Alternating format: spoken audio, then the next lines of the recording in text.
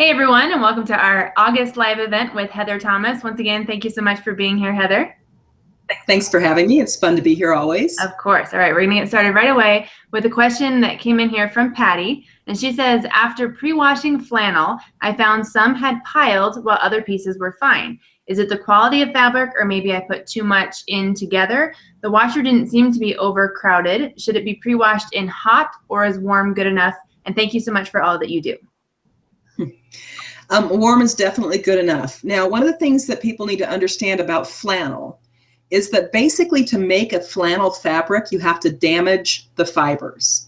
So flannel is not an heirloom fabric. Like regular cotton can be an heirloom fabric. Flannel is not an heirloom fabric. And yes, there are different types of flannel. They're made in different ways. They have different thread counts to them. And so you might go to a quilt store and buy flannel and buy it from two different makers, and each of them has a different amount of threads in the warp and weft. If you're buying your flannel at one of the big box stores, you're definitely going to end up with a lower quality fabric, even if you're paying the same price you're paying at a quilt store. So yeah, you're going to have a variety in there. If it pills, I wouldn't use it. I would pull it out of my stash and not use it, because it's going to continue to pill every time you launder it. And it's going to wear through because of that pilling. So it's not going to have a good lifespan to it. Unfortunately, you don't know that until you launder it. And I have known of people who are spending, $12, $13 a yard for flannel to have it do that pilling. So if it's a quilt that you're doing for charity, if it's a quilt that you're doing for, your next door neighbor's best friend's baby, that's one thing. But if it's a quilt you're doing for your grandchild, that you're hoping that your grandchild gets to pass it on to their child or something like that, get rid of that pilled fabric and only use the fabric that behaves nicely when it's laundered. And this is one of the reasons why I feel like it's so important to pre-wash any fabric, is so that you understand what that fabric is going to do. And you have a classic example here of what two fabrics that should be behaving very similarly to each other in the wash are behaving differently. So no, the warm water is all you need to use. If it pills, in my opinion, chuck it, because it's going to continue to pill and it's going to wear through eventually. To make flannel, you have to cut the surface of the fabric, and it just weakens the fabric. It's just not an heirloom quality fabric. So keep that in mind the next time you decide what you want to make for a baby quilt or use for a baby quilt. I know you think it's going to be all soft and cuddly and warm and all that wonderful stuff, but it's just not a high quality fabric, and it's not something you want to use for an heirloom baby quilt. Hopefully that helps. Absolutely. All right, next question here. This is from Mary. And she says, if something is said that it needs to be hand appliqued, can you still sew it with machine, or does it ruin the final quilt? Well, it really depends. Mary, lots of different patterns have lots of different shapes of applique on them. And when the applique shape is so small that if you were to top stitch around the edge, or zigzag or satin stitch around the edge, or herky-jerky around the edge, or any of those decorative stitches around the edge, if that were to eat up that whole piece of fabric, then machine stitching isn't your best bet.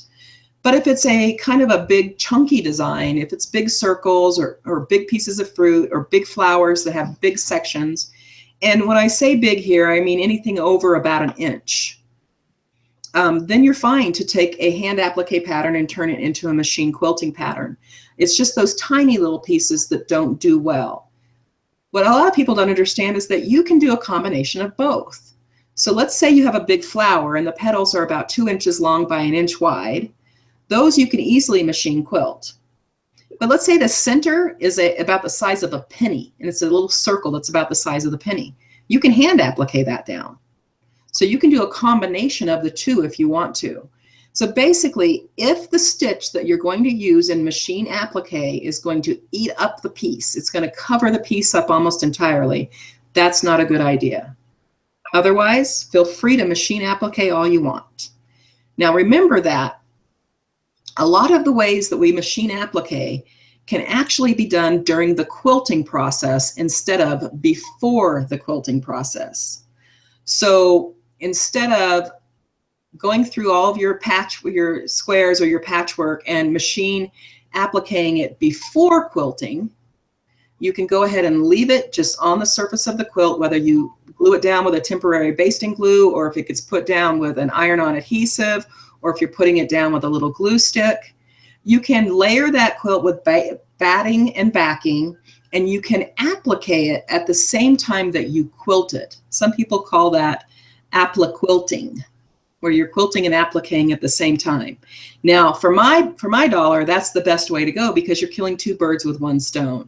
And, you know, I just think it looks better in the long run too. I would never pre-machine applique something and then go in and try to quilt around it. I quilt and applique at the same time. So that's a great option that you can do. When you do that, though, do you just do a straight stitch, or what if you're doing the machine You can do a applique? straight stitch, you can do a satin stitch, you can do my favorite stitch, which is called the herky-jerky, which is you keep your machine on a straight stitch, you put on your free motion foot, and you make your own zigzag. And it has longer ones and shorter ones and farther apart ones and closer together ones. And it really adds kind of like this very funky feathering to the outside edge of your applique, and it can be really cool. If you're going to try it, don't try it on your quilt. Make a little practice patch, give it a whirl, and see if you like it. If you Google herky-jerky, I'm sure you can see somebody doing it on YouTube. Perfect. I don't think I've done that as a video yet. Maybe I'll do it this next time. you better now. I mean, because I've never even heard of the herky-jerky. It sounds like a weird dance move, so I feel like you're going to have to demonstrate it. I will herky-jerky this next time. Perfect. Okay. Another question here about applique. Corrine said that I just tried applique with monofilament thread. It kept unraveling and getting caught on the thing that holds the thread and then breaking. What am I doing wrong? Well, you're not really doing anything wrong. What you're doing is you're struggling with monofilament thread the way all of us do. One of the things about monofilament thread is that it's plastic. That's what it is. It's plastic. They can call it all sorts of other things, but it's made in the same kind of way that your milk carton is made, that's plastic.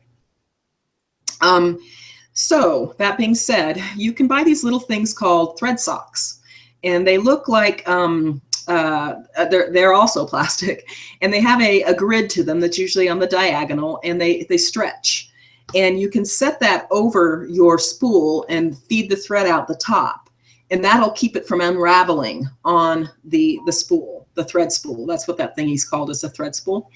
And so you can use those, and that really, really helps. It'll just help that thread feed off the top instead of unraveling and getting caught all around that spool or that spindle, thread spindle. So that really helps.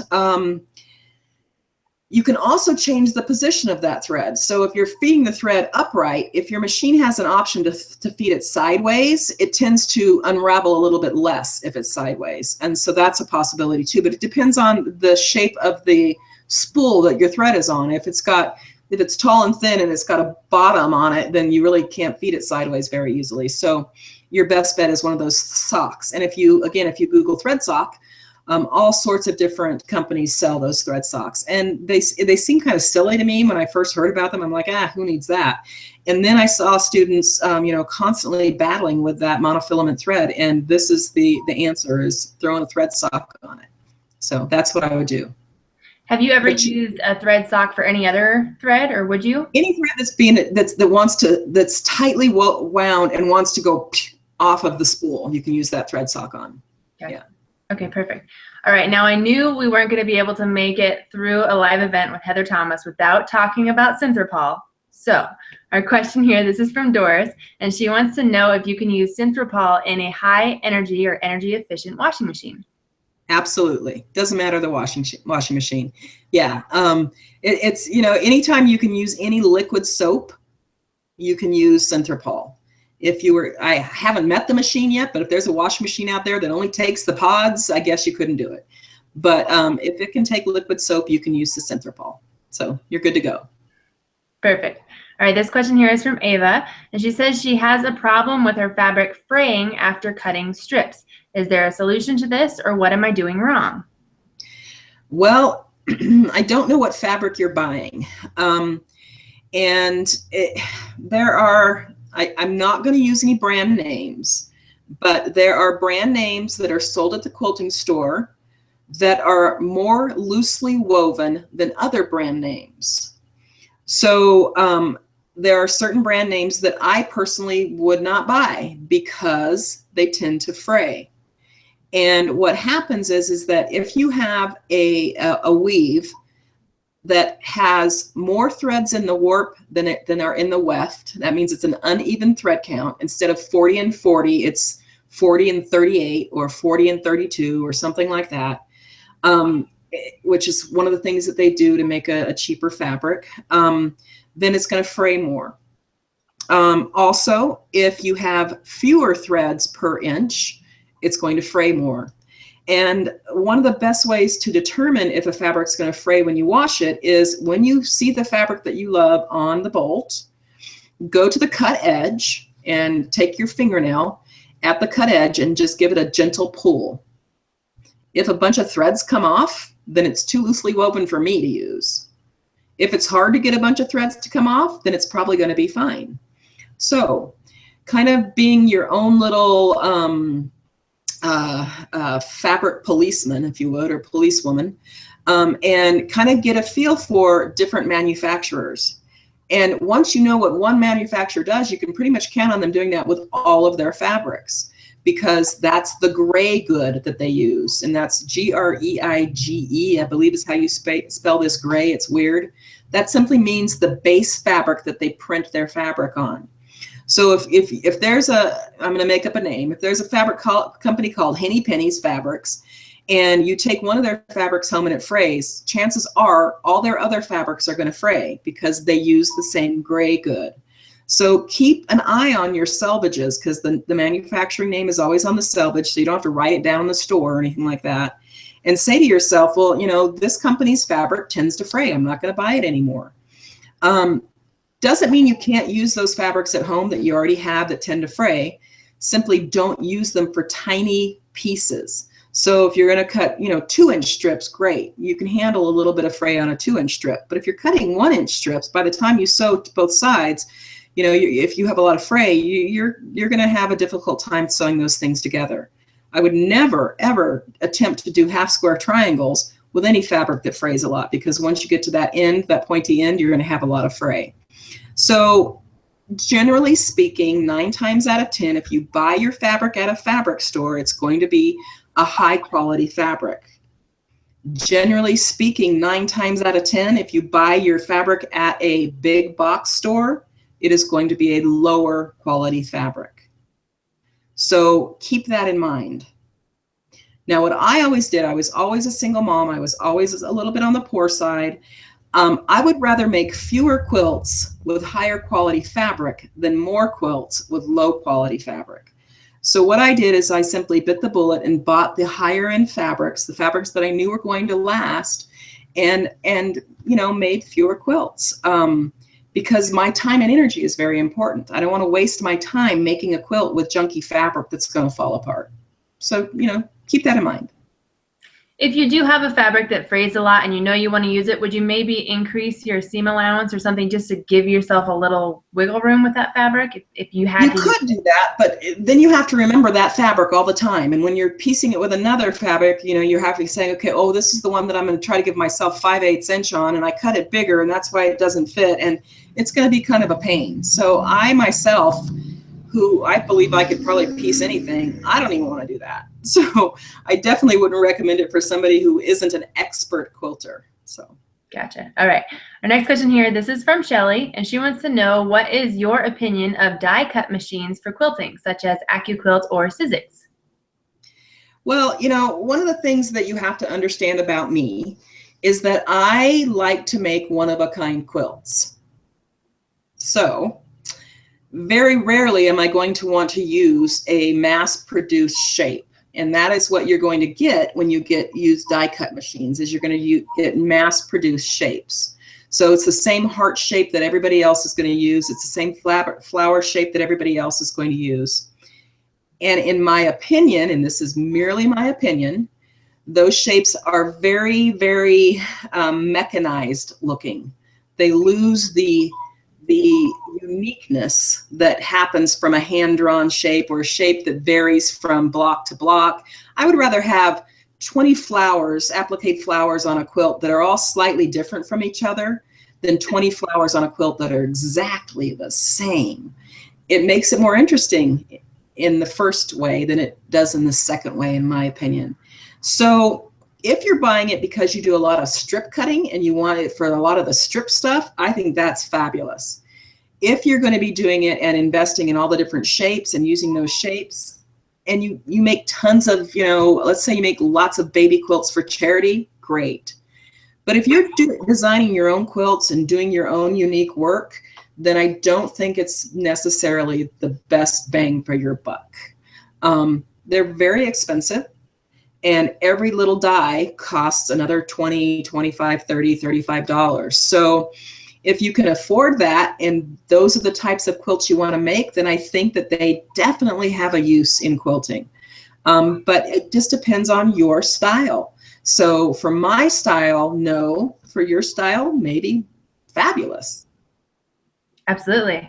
All right, our next question here, this is from Patricia, and she says that she recently saw a Stitch in the Ditch presser foot advertised on Facebook and wants to know if you know anything about them. I do, yeah. And if you're going to stitch in the ditch, you might as well have a Stitch in the Ditch presser foot. Those things really, really help keep you in that ditch. I like the Stitch in the Ditch presser foot because I can put it on when I'm doing machine applique and top stitch using it by moving my needle position over a little tiny bit. So for me, the Stitch in the Ditch foot is fabulous for top stitching anything. So I think it's a great foot, but like I've said before, I believe the ditch is for drunks. Ashley knew I was going to say it. I know, and it's so funny because it's one of my favorite ways to quilt because I love loves the ditch. I do. So maybe Ashley can talk about this. What color thread do you use when you stitch in the ditch? Just one that'll match everything. No, I know. I always pick either a white or a gray or something, but you do know me in that most of the quilts I make are probably gray or black or white. I don't like a whole lot of color anyway, so I don't have as much of an issue with the color. And that's the biggest problem with stitching in the ditch. If you have a quilt that has multiple colors, the color of the ditch is going to change constantly. So if you can't stay in the ditch, then your thread, say you're stitching with a medium blue and you've got areas of white and you're not in the ditch and that thread comes up, you're going to have little stripes of blue up on your white. My thought is get the heck out of that ditch. But if you're going to stitch in the ditch, I believe that foot is worth its weight in gold. Absolutely. So, and honestly, it even comes standard with a lot of machines. I mean, I have a Brother SQ, I forget the number, and it came with that. Machine. Yep. So it comes standard with some. Perfect. All right, our next question here, this is from Maureen, and she says that I have watched a lot of videos that you have made and have learned so much from you. This is the second live that I have watched with you and appreciate all of the information that you give out. Thank you for that. And she wants to know, why is it that some jelly rolls have 30 pieces and others have 40?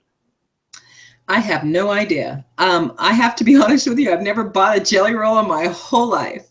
I would just say really pay attention to the packaging. I'm sure that the packaging tells you how many strips are in there. And if you've got a pattern, you're using a jelly roll book or a jelly roll pattern, look at that pattern and see how many strips it needs. Manufacturers vary. They may have 40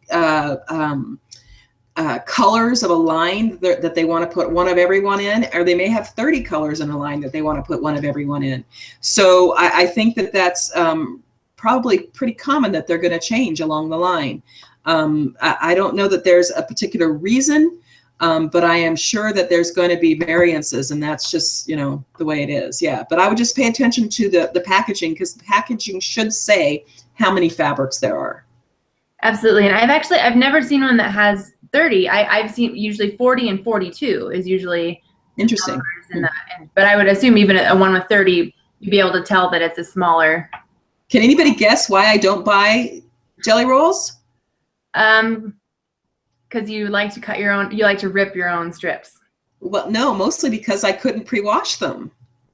Oh, but we have had questions about pre-washing pre-cuts, and you have You answer can't that. do it, but I'm not doing that. That's a pain in the hiney. All right. I should have known the answer to that one. All right. Okay, our next question here, this is from Shoshana, who I know tunes in all the time to watch you. And she says, once again, thank you so much for being willing to answer all of my questions. I can't tell you how much it helps to know that there is someone who I can trust.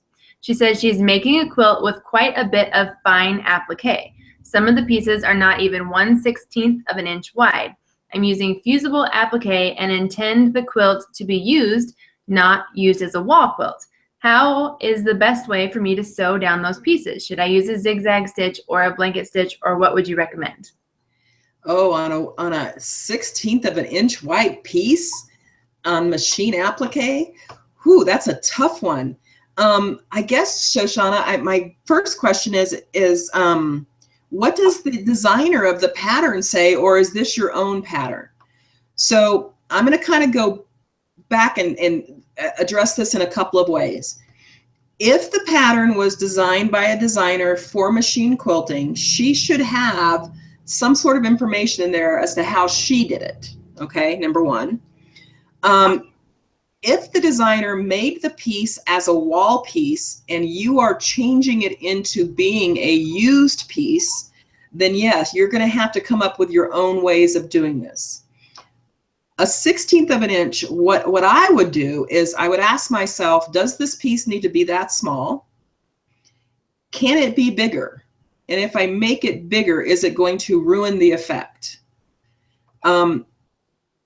The only way that I know that I would put down a 1/16 of an inch wide something or other, so I'm going to assume maybe that's a strip. If it's a strip and it's a 1/16 of an inch wide, what I would do is I would put a zigzag on my machine that is just wide enough to cover both edges of that strip, but I would spread it apart so that I can see plenty of fabric between those stitches. So it's going to be a zigzag, not a satin stitch. I'm going to match my thread as close to that fabric as I possibly can, and the weight of that thread is going to be a 60 weight, which is a very thin, fine thread. And then I would do a zigzag so that it went over both sides of that. Hopefully, if you put your iron-on adhesive on it, that is going to be enough to hold it down.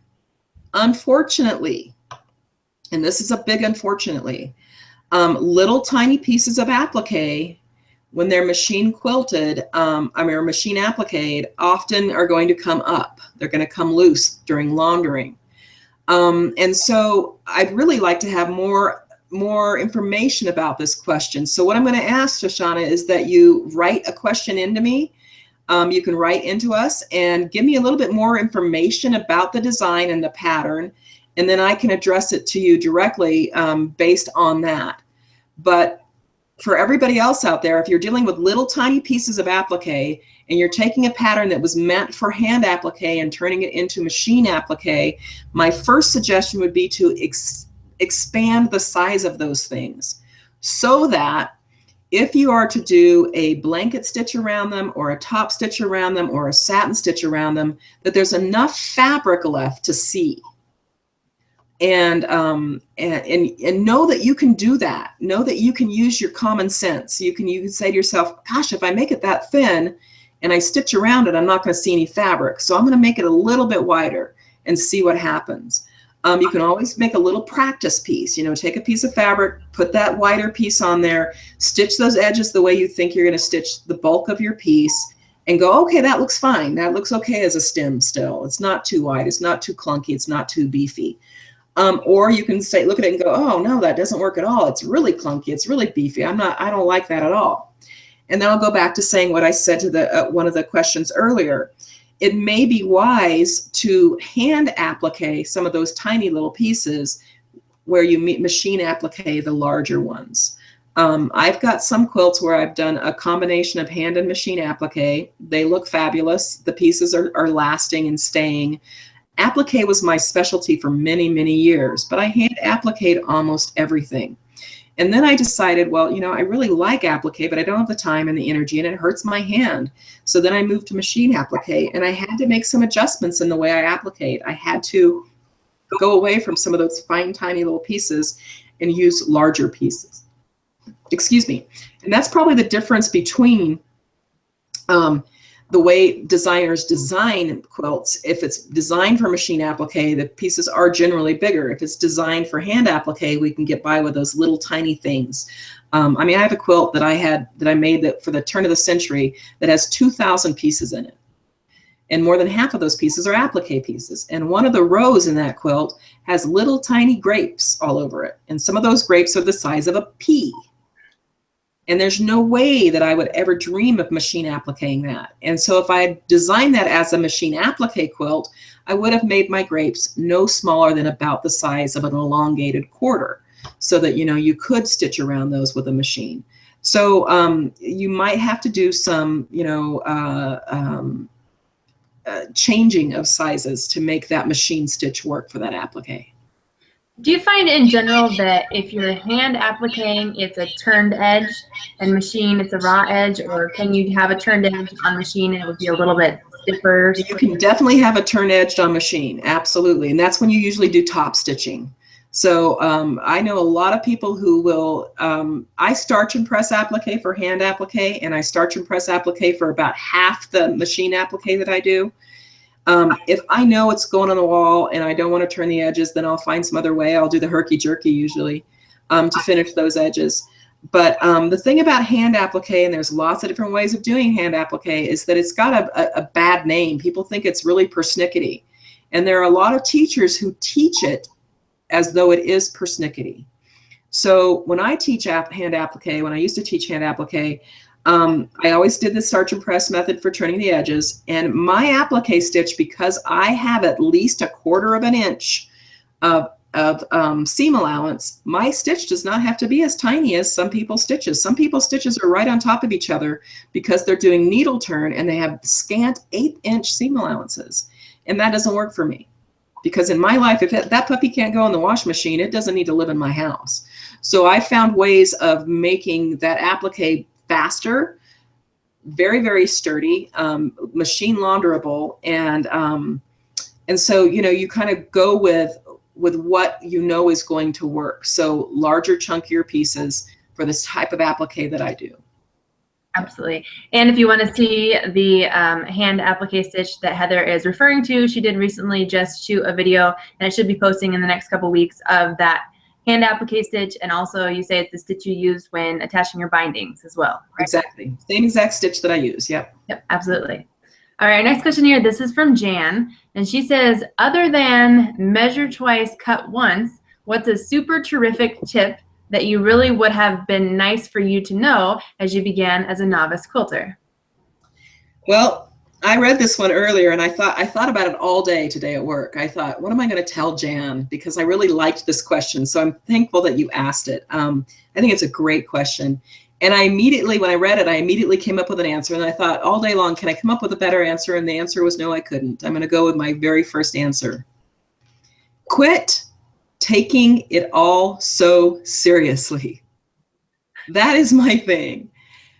Some people, I would say 70% of my students over my 25 plus years of teaching, they take it so seriously. Quilting should be fun. It should be enjoyable. It should be relaxing. And if you're too serious about it, if you are all caught up in perfection, I believe that it takes away some of the joy. So relax, make some fabulous mistakes, figure out what to do with those mistakes, and move on. Everybody's going to make mistakes. Don't beat yourself up for them. I tell you what, I give you permission, Jan, to throw stuff away. You don't even have to rip that stuff out. Just throw that stuff away and start over again. Our time is so valuable today. Very few of us have a lot of time to spare. So, you know, just relax and enjoy it. And if something is difficult, and it's difficult in a way that is not bringing you new knowledge, that's not bringing you new muscle memory, that's not bringing you to the place you want to be, don't do it anymore. Just because Susie Q down the street is making, you know, Mariner's compasses doesn't mean you have to make Mariner's compasses. Just because it's popular right now to make, you know, whatever it is, doesn't mean that's something that you have to make. Go after the things that bring you joy. If hand applique doesn't bring you joy the first couple times you do it, don't do it. If, you know, strip piecing doesn't bring you joy because your strip piece units always warp, then don't do it anymore. Do the things that make you happy. That's what I say. That's what I want to tell everybody who's a newbie. Just, you know, don't take it so seriously. Laugh and have fun. And when you screw up, just say I screwed up and start all over again and move on. I hope that helps. I think it does, and I think it's a great tip, not just for newbies, but for people who have been doing it for a long time. I mean, I've been doing it for a long time, and I feel like I take it more seriously now because I think I should know better than to make a mistake, that kind of thing. So I think it's a good tip for anybody. Well, here's the thing about mistakes is that we learn from our mistakes. We don't learn from our successes. Success brings us nothing but that thing that brings success. Mistakes bring us all sorts of new and wonderful knowledge, and it tells us about ourselves. How we handle mistakes tells us about ourselves. I think mistakes are the glorious part of creating. Everything I know, I've taught myself, and I've taught myself through all the mistakes I've made. I have made every mistake everybody out there has made. I wasn't born this way. Wasn't born with this knowledge. I have this knowledge from screwing up left and right, and that's just the way it is. And I'm thankful for it and happy for all those mistakes because, you know, it's brought me to this point. It's fabulous. Absolutely. And just to point out another fun video that Heather has done for us, if the part where she said, you know, throw something away throws you for a loop, there are ways you can repurpose things that you've quilted. You did a video where you use, I think, something you cut off of a quilt and you made some little gift tags. Absolutely. So there's ways that if you have just like a scrap that you've practiced quilting, you can still use it for something. Absolutely. Make a hot pad. Yeah, absolutely. Perfect. All right, next question here. This is from Rosemary, and she says that she had to cut her own squares and strips due to special sizes as opposed to buying pre-cuts, and she has a question about pinking. Do you pink or not? And if so, how would you pink 96 pieces? Is it necessary? There's no need to pink. No pinking, no pinking. The reason why pinking is actually a garment making tool, and people used to pink when they didn't have a serger to finish the edges with. And the reason they would do that is that it would cut the fabric on the diagonal or on the stretch, basically, and that keeps it from raveling. Well, we have a decent enough seam allowance, plus that seam allowance goes inside the quilt, and then we quilt it down to batting and backing, and we don't need to pink. There's no need whatsoever to pink in quilting. You don't have to worry about that. This, just because I want to know if you know, do you know why they pink then all pre-cut fabrics? Why not just leave it raw? Because of shopware. Shopware. So wearing down, because it gets handled so much in the store and you've got all those raw edges. And so it keeps it from raveling when it's being handled in the store, handled in the shipping, handled in the packaging, handled in the store. That's called shop wear and tear. And so pinking that keeps that shop wear and tear from happening. Gotcha. I knew you would know. Yeah. All right, our next question here, they want to know, how do you finish an edge on a small curved art quilt that is raw silk? How do I finish the edge on a small curved art quilt that is raw silk? Yeah, just your opinion on how you would do it. Oh, there's so many ways. It depends on a lot of things. It depends on what color your batting is, whether or not you're willing to add some paint to the edge of that batting, whether or not you like to bind. I mean, you can just bind it like you would anything else using a bias binding if it's got a curved edge.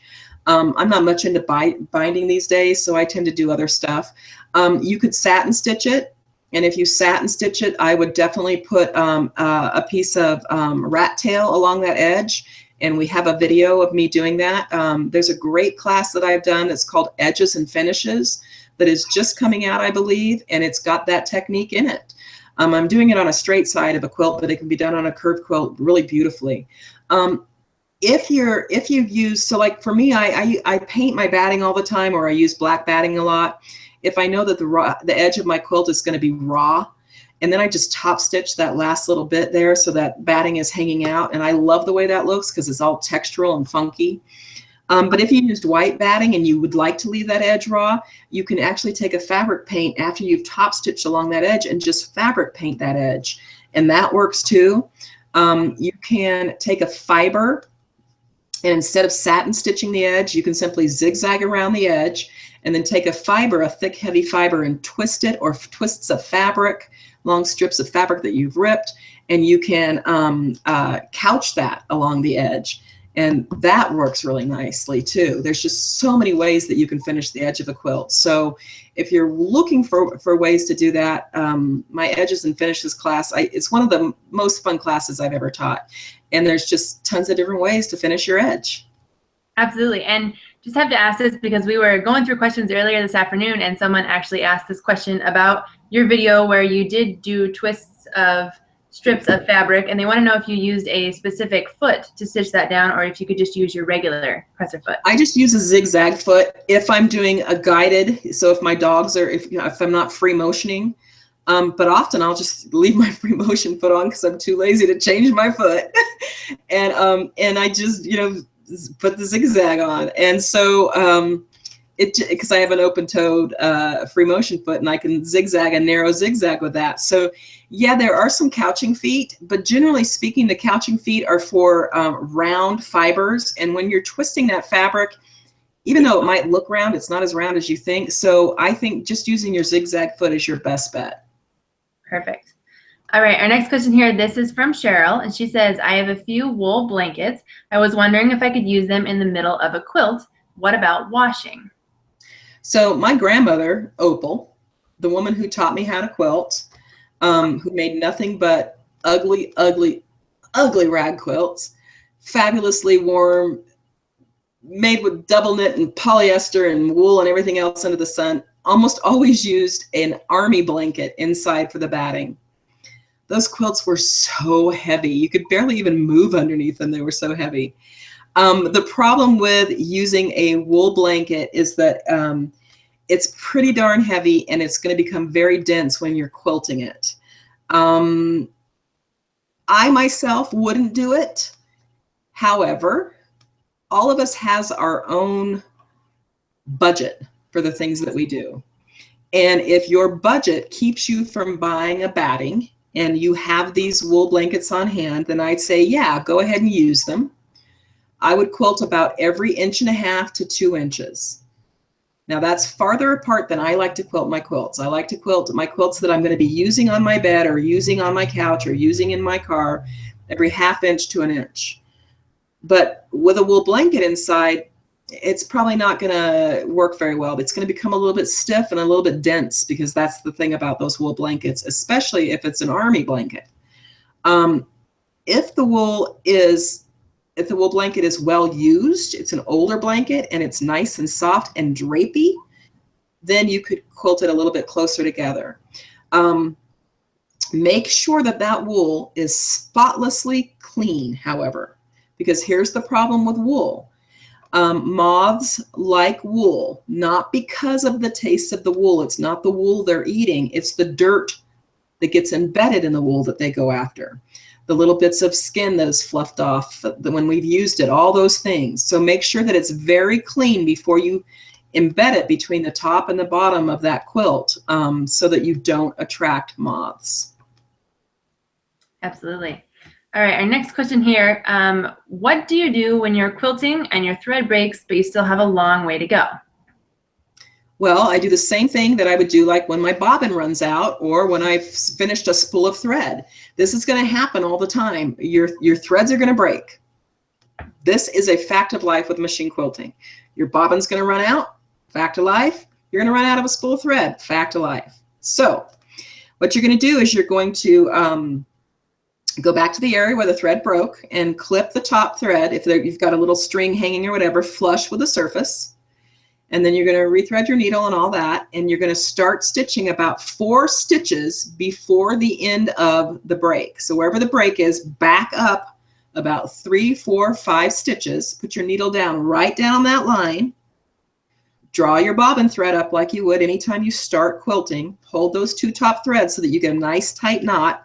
Tie a knot by stitching ever so slightly back and forth. We're talking like 1/72nd of an inch apart.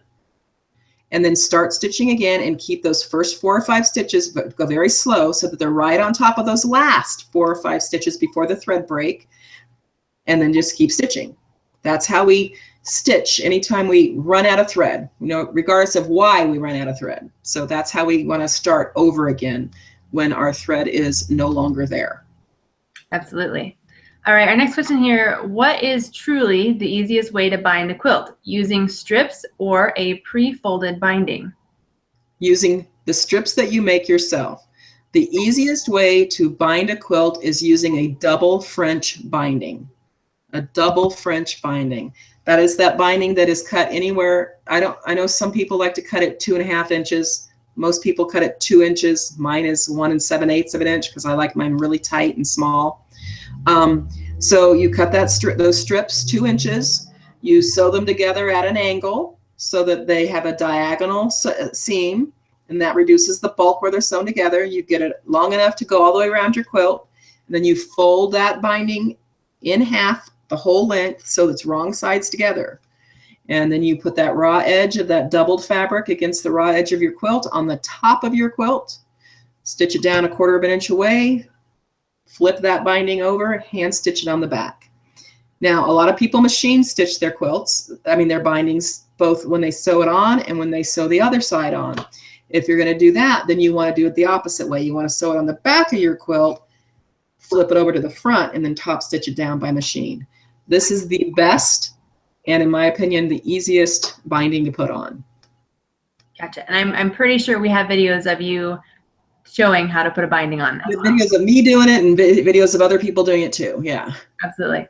All right. This is another question from Patricia, and she apologizes in advance for the long question, but she says she has a quilt top that her grandmother hand quilted over 20 years ago.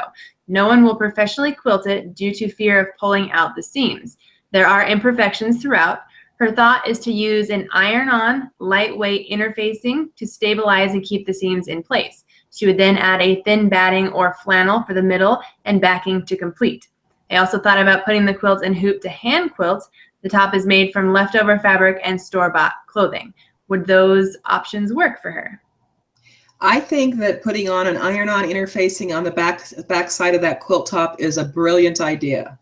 I think that if that is what you're going to do, I would machine quilt it. If you're going to have it hand quilted, what I would do instead is simply press it very, very well so that all the seams are going in the direction that they're supposed to be going. And when you're pressing it, try to press out whatever fullness there is. Any areas that you can't press out fullness, you may want to take that little tiny portion of the quilt apart, trim the portion that's too big, and hand applique it back together. I actually got hired many, many years ago to help somebody fix the same sort of situation. They had a quilt top that a family member had put together. It was very poorly put together. And she said, you know, I want to send this to this group to hand quilt. I sent it to them once. They told me they couldn't do it because it was in too bad of shape. You know, can you get it in good shape for me? And so I went in and hand stitched about 70% of it. She wanted to keep it hand stitched. And so I simply doubled back over the things. And anytime that there was a piece that was too big that the original maker just kind of fudged in there, I kind of took that section apart and then hand appliqued it down so that it fit perfectly, and charged her over $1,000 to do this because it took me months and months to do this. So then afterwards, she sent it back to that group that hand quilted, and they were more than happy to hand quilt it. So yes, if you want to machine quilt it, I would definitely put that iron-on adhesive on. I mean, not adhesive, but iron-on interfacing. Make sure it's the lightest you can find. There's one that's called Whisper Weft, I think. Very, very lightweight. But before you put it on, make sure that all the seams are laying flat and that you are okay with any residual fullness left, because it's going to kind of lock that fullness in. It's going to lock those seams in place. It's going to do what you want it to do. It's going to stabilize everything, but it's also going to stabilize the mistakes. So you may want to kind of go in and do a little bit of fixing here and there beforehand. And so basically, let's say you've got, you know, 2 triangles that are coming together, and one's got lots of puckers in it. That means that it's too big.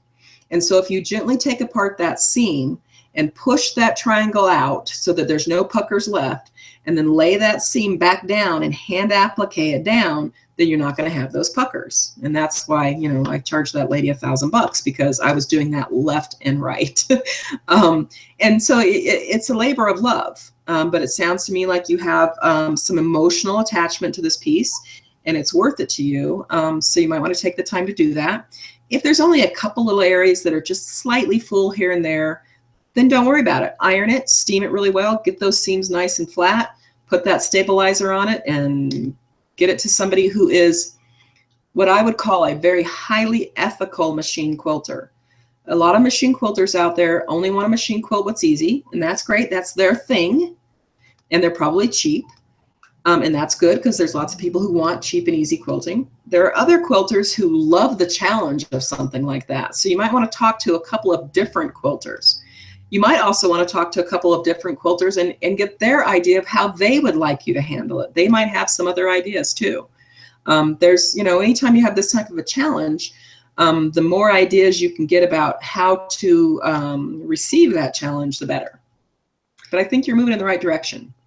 And I just thought of this because I've never actually pursued a long arm quilter service before, but do you go to them with what you want quilted on it, or do you ask them to give you ideas of how they would quilt it?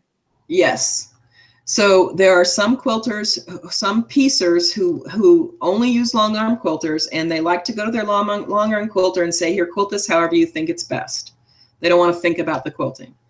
There are other long arm quilters who will work with you and come up with a very specified design just for your quilt. And the difference is it's between, you know, 5 cents an inch and 9 cents an inch. So, you know, you're going to get what you pay for. Yeah. Absolutely. All right, our next question here, this is from Dee Dee, and she says she's having a hard time getting an accurate 1/4 inch seam when sewing blocks together using my 1/4 inch foot. My seams aren't lining up when I finish. Am I missing something in my stitching?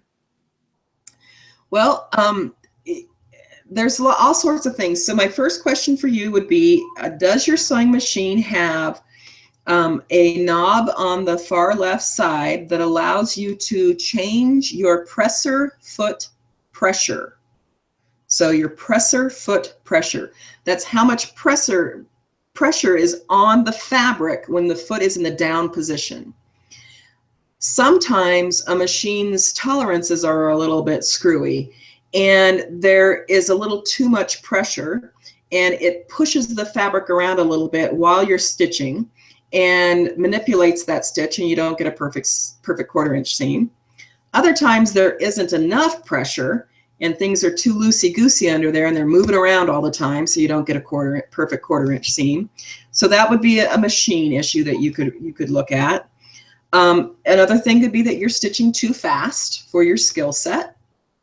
And so everybody's got a skill set. We're all trying to improve it. And in the beginning, I've seen beginning sewers just stitch just fast, and all their seams are sloppy. Whereas if they slowed down, they'd be neater and tidier. So that's another thing I could say, slow down. You can get, what's it called? Moleskin, which is about 1/8 of an inch thick. And you buy it in the foot healthcare department at your, drugstore. And the reason it's nice is because it's sticky on one side. It's got a really good adhesive, and it's raised. And you can put it on your machine at exactly that 1/4 inch. And you can run your fabric up next to it, and then the fabric doesn't jump up or down because it's got some height to it. And that's a really nice thing to help you, guide that 1/4 inch. But oftentimes it's slow down. Quit trying to get through that quilt so fast. One of the things I find amazing right now, I see all these books and all these patterns is quick this, quick that, quick the other. We get caught up in let's get this, my nephew's graduating in 22 hours. I've got to get a quilt made. No, that's asking a lot of yourself, and you're probably gonna, not have a perfect quilt. Slow down, slow down. Slowing down might be the trick. And then practice. It takes practice to stitch well. It's not going to happen perfectly the first few times. Absolutely. If you had to pick, would you choose lining your fabric up along the edge of a presser foot or lining it up against something like moleskin or lining it up on a line on your throat plate? Which would you pick? What's easier? When I was new, I used moleskin. When I was new to quilting, I used moleskin because I was in a hurry. When I speak from what I know, I was in a hurry in the beginning. I thought I had all these quilts I needed to make. I had so many designs in my head, and I just wanted to make all these quilts all the time, and I was in a hurry. And so the moleskin really helped me keep that fabric from jumping past its 1/4 inch. And it really improved my 1/4 inch seams. Perfect. Yeah. All right, next question here. This is from Grace, and she says, if you use size 60 thread for machine applique, what size needle would you use? Very smart. Very good. So normally we piece with a 50 weight thread and we use a size 80 needle. With a 60 weight thread, we want to use a size 70 needle. So yeah, we want to go down to a smaller needle. And remember that with needles, the bigger the number, the bigger the needle. The smaller the number, the smaller the needle. Whereas with thread, it's the opposite. So the smaller the number of thread, then the bigger that thread is. And the higher the number of thread, the thinner that thread is. So yes, I would definitely stitch with a size 60 needle. I mean a size 70 needle for my size 60 weight thread. You want it to be thin, and I would definitely 100% use a top stitch needle. That's what it's for, top stitching. So top stitch size 70 for my 60 weight thread. What would be sort of a classic sign if you were using the wrong size needle? What would you see happening? You're going to see holes through your fabric. Ideally, so I'm going to use my fingers here. When your thread goes through the surface of your fabric and comes right back out again with the needle, the hole that the needle makes should be just big enough to accommodate that thread. And when the needle comes back out, the fabric should be able to close up around that thread, and you shouldn't be able to see a hole around it. If you see a hole around your thread and your thread's corner is sort of just kind of floating inside that hole, then your needle's way too big, and you want to go down to a smaller needle. Gotcha. All right, our next question here. I have so many different presser feet for my new sewing machine. What is your favorite presser foot when sewing on your sewing machine? Oh, well, my free motion foot, because really all I want to do is free motion quilt. You know, I would rather free motion quilt than piece. I can't say I hate piecing, but it's not my pleasure point. I know a lot of people are piecers. They love to piece. I like to throw a bunch of fabrics down on the surface of another fabric and then machine quilt them into oblivion. So for me, my absolute favorite is my free motion quilting foot, and the one I like the most is the open toe, because I can see the best. It's a little tiny metal C. It looks like a little C and it's metal, and I don't like the clear ones. You can't see through them. I like the little tiny metal C, and that's my favorite foot. If I could piece with it, I would. So. See, and I knew you were going to say that, and you even stole my follow-up question because I knew you were going to say the open toe one. But so I know one time you did have to actually use my sewing machine, and it does not have an open toe. If yours doesn't come with an open toe, how do you remedy that situation? Well, there's a couple things.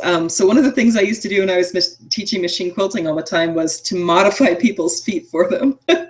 So if they had a clear foot, I would cut out the front of that foot for them. And then use a little bit of a little emery board to sand it smooth. So you can manipulate your own feet if you want to. If it's metal, it's a little harder to do. But if you've got a hubby out there that's got a Dremel or something like that, or you want to have your own Dremel, because I love my tools, you can Dremel away metal too. If you paid $90 for your foot, you may be less willing to do that. But if you have a foot that you paid $20 for, and it's getting in your way, it's doing its job, but you can't see, you can modify it. So if you've got a plastic foot and it's a circle, you can cut out part of that circle, the circle that's right in front of you, that portion that's right in front of you. You can cut it out with what are called tin snips, T-I-N snips, that you can pay about $7 for at the Home Depot or whatever. And you can cut that out, and then you can use an emery board to just really smooth out those little ends of that C.